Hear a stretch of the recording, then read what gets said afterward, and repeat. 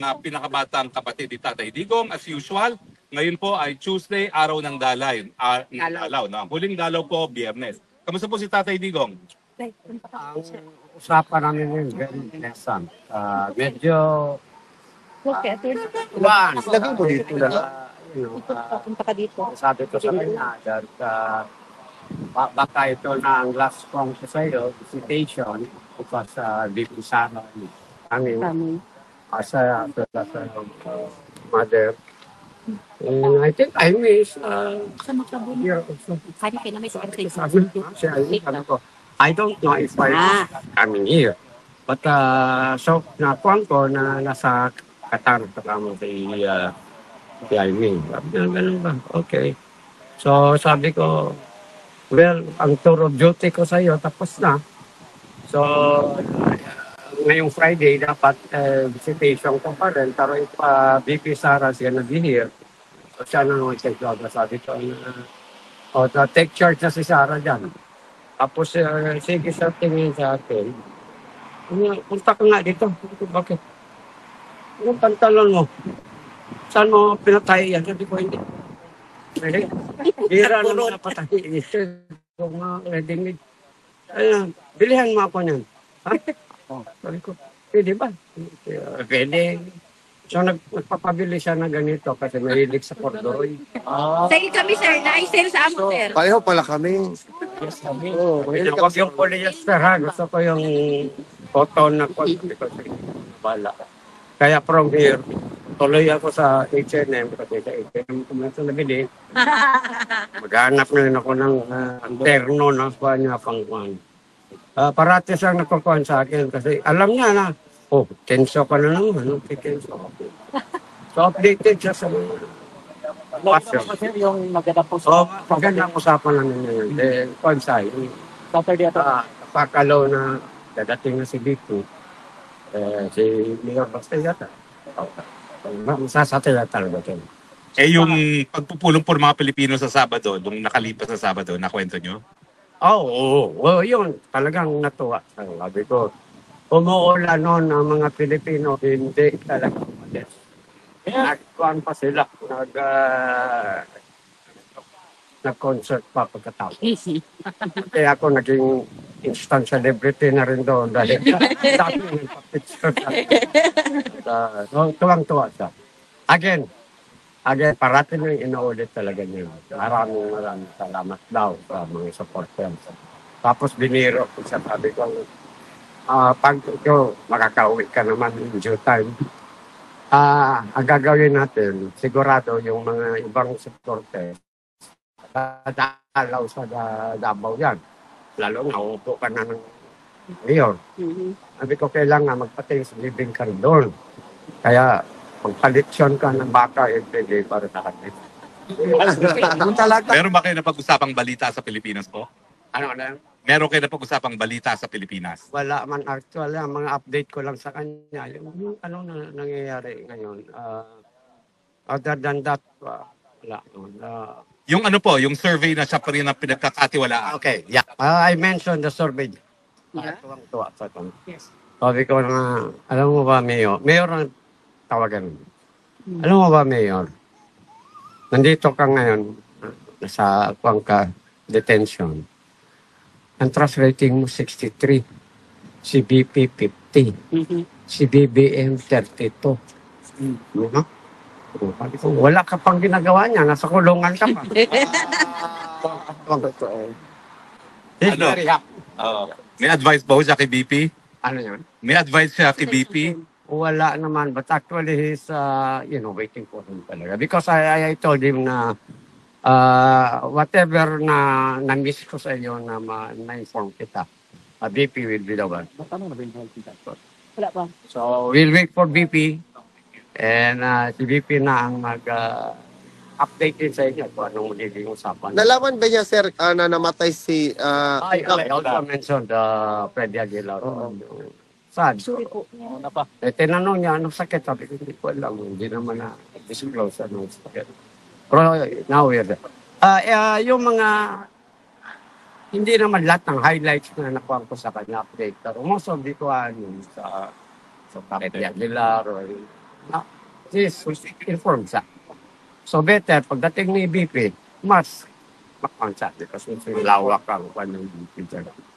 So, ako, dahil tapos ng tour of duty ko, papasalamat na lang din ako ulit sa inyong lahat. Salamat. Kami babalik pa rin sa Pilipinas. So take charge sa mga anak niya. Eh, paano po kung ayaw namin kayo paalisin? Ano? Paano kung ayaw namin kayo paalisin? Oo, dito. Aba, di, alam mo, pagkatapos nito, pupunta ako sa H&M ngayon. So, kasi yun ang bilin niya. Ano ba ang size niya?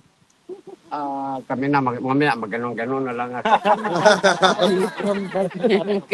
Malayo na lang kung ano size. Kalusugan po. Kalusugan ni tatay. Oh, is high spirits pa rin. Hindi ninyo makukuha ni yung kanta. So 30 talaga siya. Kaya he's ready for this. For nangyari. So, this is a nice thing. Ang kailangan sa kanya dyan, yung pagpuan, pleasant story, tuwang-tuwa sa kung anong mga developments. Paano kayo naghiwalay? Dahil uuwi na kayo ng Pilipinas. Nag-akapan ba kayo? Nag-iyakan ba kayo? Niyakap ko siya. Oy. Sabi ko nga, okay, alam mo na, take over na si Vice. You take care. Okay. Maraming salamat, Kuya Bong, at mamimiss ka namin. Huwag ka na umalis, dito ka na tumira, ka na. Samahan mo ako, mag-asylum ka na rin, Kuya Bong. Ang dalawa na tayo asylum season. Thank you. Oo. Thank you po, sir. Mensahe niyo po dahil mensahe ninyo galing kita Tatay Digo at mensahe lang galing sa inyo dahil kayo pauwi na ng Pilipinas. Ako talaga, wala akong ibang makuha. Nagpapasalamat din talaga sa lahat ng supporters. Yung undying support ninyo na galing pa sa ibang lugar, tumitiis sa ulan, lamig, lahat. So, para sa akin, highly appreciated talaga ito. Sana sa sino man sa inyo makapunta ng Davao kung makabalik na si PRR. Yes. Kami naman ang babawi sa inyo doon. Magpalitsyon tayo ng baka para sa inyo. Duterte! Basta huwag niyo ako lilitsunin, ha? Okay. Maraming salamat po, ha? At siyempre, bon voyage, Kuya Bong. And, Ma'am, Sir, napaiyak na si Ma'am. At kayo po, dahil kasama namin kayo dito sa napakatagal na panahon, ano po ang inyong damdamin ngayon? Mensahe kay Tatay Digo. As I said, sana tatay, magpakatatag ka lang dyan, magpakalusog ka, kailangan, at maraming nag-aantay sa iyo ng mga Pilipino all over the world. Mahal na mahal ka namin. Mensahe sa mga Pilipino. Yan po si Ma'am Edele, ang may bahay ni Kuya Bong at talaga naman pong loyal na sinasamahan si Kuya Bong sa pagbisita kay Tatay Digo. So Sir, anyway, may questions pa kayo? ano bang pinagkakaabalahan ni President Duterte doon sa loob? Yan. Wala, sige tulog, nood ng TV. Nagbabasa, may libro sa nabasa. Naririnig pa. Naglalakad-lakad naman siya, sir. Konti, pero sabi ko, magparaw ka lahat. Tandaan. Okay. Naririnig niya kami dito. Hindi. Hindi po. Kaya nga sinabi ko nga, sabi ko, hindi ka pa pwede mag-request sa gwardiya kahit tungtong pa lang. Kala, sigaw kami ng sigaw Wala dito. tayong magawa, kanilang policy. Okay. Sino pa? Nana? Okay. Salamat, sir. Maraming salamat. We will miss you. Bon voyage po. Ha? Maraming We love you, Kuya. Duterte! Duterte! Duterte! Duterte! Yan po ang pinaka-latest na ulat sa kalagayan ni Tatay Digong. Ika-7 at 6. 76. 7 at 6. Anim. Na araw. 76th day mula nang nakidnap si Tatay Digong. Wala pa rin pong tigil ang pagpunta ng mga kababayan natin dito sa Skeveningen, however you Uy, pronounce tama na it. yun. Skeveningen. Skeveningen. Yeah. Tama na. On the 76th day, I finally got it. Skeveningen. After Okay. 3 passports. At siyempre po, Apat na. mabuting balita, si Tatay Digong is in high spirits. Looking forward to the visit of Inday Sara Duterte and Mayor Baste. So on Friday, ang ating magbibigay na update is no less than VP Sara and Mayor Bastante. Yes. Meanwhile, we bid Kuya Bong and Ate Adelaide bon voyage and safe travels. We will miss you and we love you as much as we love Tatay Digo. Kakanta na Okay? siya, attorney. Kakanta si ma'am. Kakanta? Kakanta si ma'am. May dugtong lang. Oh. This is my personal. Yeah.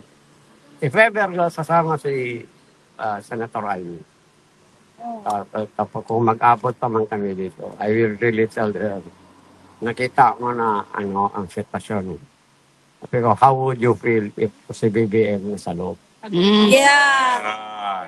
Okay, yan po ang wish ni Tatay ni Kuya Bong. Yeah. Tanungin si Amy, how would you feel kung kapatid mo ang nasa loob? Yeah. Kapatid kasi siya. At sana nga po, mas karapat-dapat na siyang nasa kulungan. Yes. Tatay. Ready to listen. Okay. Muna na kami dahil pupunta pa ako sa Ikaw, H&M. Ma'am, thank you, ma'am. Ay, ma'am, salamat, Bye. ma'am. We love you, Kuya Bong. Salamat po. Iyak nga naman talaga, no? Salamat sa Nakahan siya kay Duterte. Picture, group picture. Group picture. group picture. Picture, guys. Diyan na lang, attorney, kasi umuulan na. Sama na Diyan na kayo lang. para marami sa picture. No, naka-live ka, attorney. Ako naman. Naka-live kami. Yes, yes. Picture. Sigon. Duterte. Duterte. Duterte. Bring him home. Bring him home. Bring him home. Bring him home. Bring him home. Bring him home. Bring him home. Thank you. Mabuhay si Tatay Digong! Mabuhay! Thank you! Ayun po mga kababayan, tapos na po ang interview natin kay Sir Bong, ang pinakabunsong kapatid ni Tatay Digong. At yun po ang sinasabi ng ating mahal na spokes ng bayan, Atty. Harry Roque. At ngayon ay makipagpicturean po tayo with Sir Bong at Attorney bago tayo maghiwalay mga kapartners. Yun po ang update sa araw na ito sa timeline po ng ating mahal na dating Pangulong Rodrigo Duterte ng ICC Citizen Partners. Abangan po natin sa Friday. Kaya na natin yan. Vice President Sara Duterte. Ay, di ba? Kasama po Isa napatay ko kanina. Vice Mayor. Meron na naman isa. Sa Friday. Hindi ko nga sinasadya. Sa umaga. Sabi mo, pinatay mo. Hindi, napatay ba? Napatay Yun po ang kasi hindi pinapanood nga. dito sa The Hague, Netherlands. So, si Anton Cero, ang inyong Global Citizen Correspondent, SM9 News. Mabuhay si Michael King! Mabuhay si Alvin and Tourism! Hanggang sa dulo, walang iwanan! Ayan! Kanta na. Walang iwanan! Duterte pa rin! Nasa rin yung music natin, sir. Duterte pa rin, sir! Tuloy ang laban! Ano na, ma'am? Thank you kaayo po. Picture sa bikini. Tatay Digo! Tara! Itakbo mo yung binignit kay Bong Duterte. Dali. Hindi no. Ayun sila, oh. Kaya na yung mas. Dito maganda dito na magagalit. May mag-bike siya, wala siya. Walang magsusumbong, Charas. Wala kasi yung Nasaan may banner? Alis na, be.